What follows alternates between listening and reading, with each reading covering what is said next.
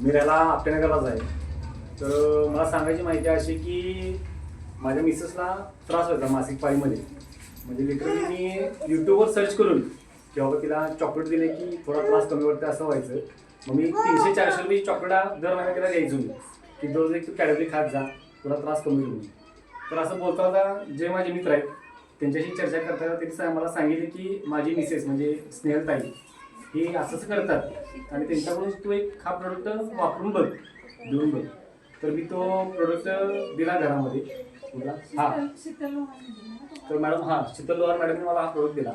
तर हा प्रोडक्ट मी घरात दिला, वापरायला सांगितलं. त्याला मिसेस म्हणते की अरे खूप कॉस्टली आहे हा, मला 400 रुपये कॅलरीपेक्षा तरी स्वस्त आहे म्हणजे. तिला डायरेक्ट सांगितलं म्हणजे घरचा विषय आहे. तर ते स्वस्त आहे म्हणलं.